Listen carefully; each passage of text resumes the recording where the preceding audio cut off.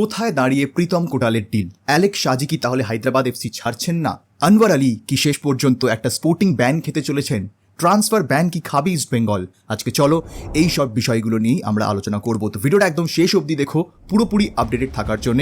আর ভিডিওটা ভালো লাগলে লাইক এবং শেয়ার করতে কিন্তু একদম ভুলবে না। যারা প্রথমবার এসেছো এই চ্যানেলে এবং এখনও এই চ্যানেলটাকে সাবস্ক্রাইব করনি, কিসের ওয়েট করছো? অবশ্যই সাবস্ক্রাইব করে নিও এরকম ডেইলি ইন্ডিয়ান ফুটবল আপডেট পাওয়ার জন্য। আপাতত চলো শুরু করা যাক আজকে ফার্স্টেই মোহনবাগানের ঘরের ছেলে প্রীতম কোটালকে নিয়ে। তো কালকে মার্কাস মেরগুলাওয়ের যে টুইটটা এসছে বা যে রিপোর্টটা এসছে সেটা আশা করছি তোমরা সকলেই জানো যে কোনো নতুন খবর নয়। যারা রেগুলারলি আমার চ্যানেল ফলো করো তোমরা জানবে যে 2 সপ্তাহ ধরে আমি এই এক কথাই বলে যাচ্ছি। আমি পারলে প্রত্যেক দিন একই খবর করতে পারতাম, কিন্তু নয়। এভরি টাইম যখনই তোমাদেরকে আপডেট দিয়েছি একই কথা বলেছি যে প্রীতম কোটালের সাথে যে সোয়াপ ডিলের কথাবার্তা উঠছিল সেটা একেবারেই বন্ধ হয়ে গেছে এবং এই মুহূর্তে দাঁড়িয়ে টিপিক্যালি একটা ট্রান্সফার ফি এর নেগোসিয়েশন মোহনবাগান এবং কেরালা ব্লাস্টার্সের মধ্যে হচ্ছে। এবং তোমাদেরকে এটাও আমি জানিয়েছিলাম যে প্রীতম কোটালের জন্য এই মুহূর্তে যেই ট্রান্সফার ফি কেরালা ব্লাস্টার্স ডিমান্ড করছে সেটা মোহনবাগান ভ্যালুয়েশন অনুযায়ী ঠিক মনে করছে না। তো সেই কারণে এই শেষ 24 ঘন্টায় অনেক কিছু বদলে যেতে পারে, অনেক এদিক ওদিক প্লেয়ার্স যেতে পারে। কারণ অনেক সময় আমরা ওয়ার্ল্ড ফুটবলের দেখেছি যে ট্রান্সফার ডেডলাইন ডেতে মুভমেন্ট প্রচুর বেড়ে যায়। সেই কারণে এই আগামী 24 ঘন্টা প্রচণ্ড ক্রুশিয়াল মোহনবাগানের জন্য। এবার কেরল ব্লাস্টার্স যেহেতু জানে যে মোহনবাগান ডেসপারেট, সেই কারণেই তারা এই ট্রান্সফার ভ্যালুয়েশনটা রেখেছে। এবার মোহনবাগানও চাইছে তারা এই জিনিসটা দেখাবে না যে তারা ডেসপারেট, সেই কারণেই তারা প্যারালালি আরও প্লেয়ার্সদের সাথে কথা বলছে, অ্যালেক্স সাজি বিং ওয়ান অফ দেম। এবং এটাও আমি তোমাদেরকে ভিডিওতে বলেছিলাম যে অ্যালেক্স সাজির জন্য লিটারালি মোহনবাগান নিজেদের রিজার্ভ দলের প্লেয়ার্স অফার করেছে।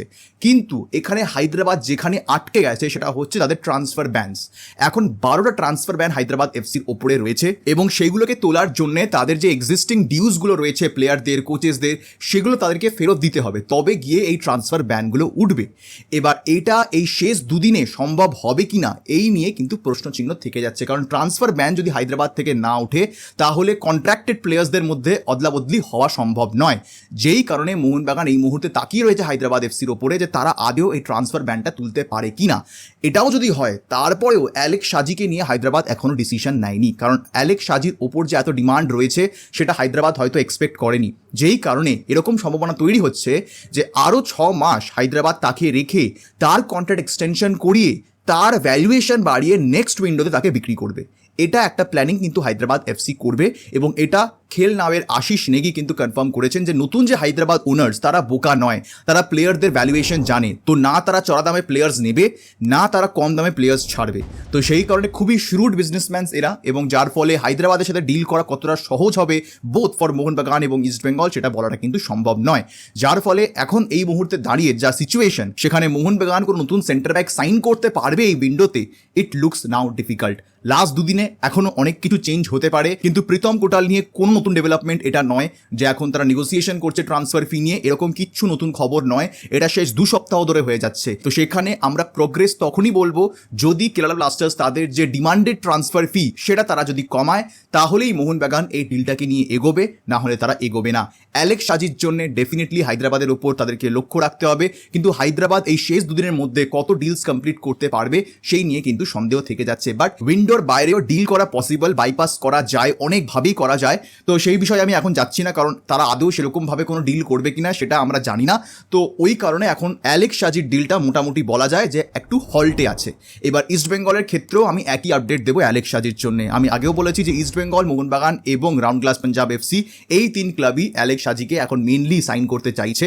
এদের 3 জনের কাছেই একটাই এখন কথা, দাঁড়াও, এছাড়া আর কোনো উপায় নেই। তো অ্যালেক্স সাজি আর প্রীতম কোটাল নিয়ে এই হচ্ছে ডিল। এবার আমরা চলে আসবো আনওয়ার আলীর ওপর আপডেটসে। তো আনওয়ার আলীর ভার্ডিক্ট এবার চলে আসার কথা, আজকাল তার মধ্যেই শোনা যাচ্ছিল যে তার আপডেট বা ভার্ডিক্ট চলে আসবে। এখনও ঠিক কনফার্ম নয় যে আজকেই কোনো ভার্ডিক্ট আসবে বলে, বাট চলে আসা উচিত। এবার যে কোনো মুহূর্তে আসতে পারে, তো অবভিয়াসলি যখনই আসবে তার উপরে ভিডিও তোমরা পাবে। কিন্তু যেটা অনেক জায়গা থেকে শোনা যাচ্ছে যে স্পোর্টিং স্যাংশন আসবে, এটা মোটামুটি আনওয়ার আলী নিজেও জানেন। ইভেন কি রঞ্জিত বাজাজ অনেক ইন্টারভিউজে এরকমটা তিনি নিজেও বলেছেন যে আনওয়ার আলী তিনি নিজে মেন্টালি প্রিপেয়ার্ড যে যদি কোনো স্পোর্টিং স্যাংশন আসে তাহলে তিনি সেই মুহূর্তে কিভাবে নিজেকে ডিল করবেন, he is mentally prepared with that. অর্থাৎ তারাও জানেন যে এই মুহূর্তে দাঁড়িয়ে একটা স্পোর্টিং স্যাংশন আসার অনেক ভারী চান্স রয়েছে এবং এটা আমরা সকলেই জানি। সেই কারণে এটা একটা হওয়ার চান্সেস তো থাকছেই। ট্রান্সফার ব্যানের ক্ষেত্রেও শোনা যাচ্ছে যে কথাবার্তা হচ্ছে পিএসসির অন্দরমহলে যে ইস্টবেঙ্গল এবং দিল্লি এফসিকে ট্রান্সফার ব্যান দেওয়া হবে কিনা। দিল্লি এফসির জন্য খুব একটা সেটা ম্যাটার করবে না, বিকজ এমনিতেই ক্লাবটা উঠে যাচ্ছে। ইস্টবেঙ্গলের জন্য ডেফিনেটলি একটা বড় সেটব্যাক হবে যদি তারা ট্রান্সফার ব্যান খায়, বাট সেটা আদেও খাবেন কিনা বা সেটা খেলেও কটা ট্রান্সফার ব্যান খাবেন সেই নিয়ে কিন্তু সিদ্ধান্ত পিএসসি অলরেডি হয়তো they have already discussed. Verdict এখনো বেরোয়নি, বাট খুব শীঘ্রই কিন্তু সেটা চলে আসবে বলে আমি মনে করছি। তো আমাদের সেই দিকেই কিন্তু নজর থাকবে। তো অবশ্যই মোহনবাগান এবং ইস্টবেঙ্গল সমর্থকরা জানিও যে তোমাদের কি এক্সপেকটেশনস এই ভার্ডিক্ট থেকে, তোমরা কি চাইছো সেটা কমেন্ট সেকশনে জানাতে কিন্তু একদম ভুলবে না। আপাতত আজকের এই ভিডিওটা আমি এখানেই শেষ করছি। দেখা হবে তোমাদের সাথে পরের ভিডিওতে। আর এই ভিডিও দেখার জন্য তোমাদের সবাইকে জানাবো ধন্যবাদ।